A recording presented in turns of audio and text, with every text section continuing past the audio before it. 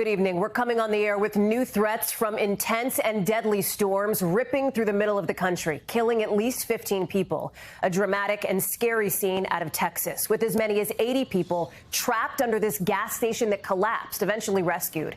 In Oklahoma, a twister blasting through what looks like power lines. You see those flashes of light there. And in Indianapolis, lightning strikes delayed the green flag for hours at the Indy 500. Across several states, you can see from the air the scope of the destruction. Pieces of houses looking like matchsticks, with about 500,000 people without power. And it looks like more bad weather's on the way. 51 million people at risk of severe weather again tonight in the heartland.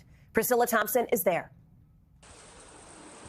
Tonight, dangerous storms continuing a deadly tear across the country. And the fans have been told to exit the grandstands and seek shelter immediately. At the Indy 500 today, severe weather delaying the start of the race. Fans evacuating as lightning moved in. Oh, there it is. Go, go, go. It follows a violent night of deadly storms. When it hit, it was just so loud. Dozens of tornadoes ripped across the heartland, from Texas to Arkansas, killing at least 15 people, including 2 children. We're in it, we're in it. I can't do anything. Cover your head. In Valley View, Texas, I don't have service. Officials say as many as 80 people were trapped in this rubble when the gas station they were sheltering in crumbled. It's here, it's here. Everybody running into the bathrooms and getting down, getting low. It was crazy, it was loud. The severe storms and tornadoes leveling entire neighborhoods. This is where the front steps of this house once stood. As you can see, it has been completely knocked off of its foundation. The entire second floor gone, as a family of 7 sheltered inside. Everything was shaking and moving. Next door, Yolanda Vasquez says she clung to this doorknob as the twister tore through. What were you feeling? I was feeling that I was going to die. That was my last day being alive. In Claremont, Oklahoma, the Spinks family rode out the storm in their basement. You know, he's worked so hard on that room.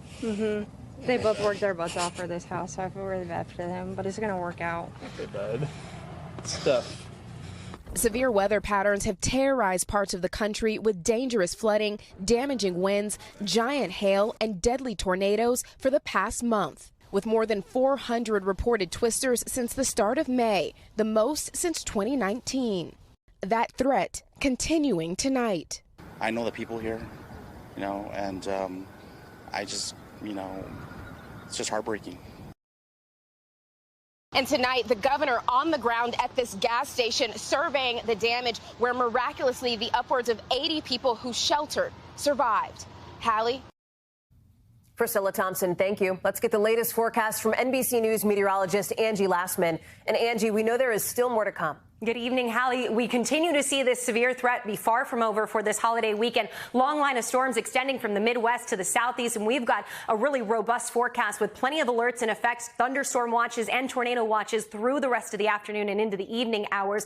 This is going to leave us with another round of severe threat tonight as we go from Texas to Virginia. Plus, on top of that, the risk for flash flooding. Notice where the red is, that's that moderate risk where we're most concerned for the strongest of those tornadoes, plus the, of course, really damaging winds and the tennis ball size hail. Nashville right in the bullseye of that. By tomorrow, Memorial Day, still dealing with soggy weather across the east. We'll continue to see an additional threat for some strong storms for parts of the mid-Atlantic stretching down into the southeast. Hallie?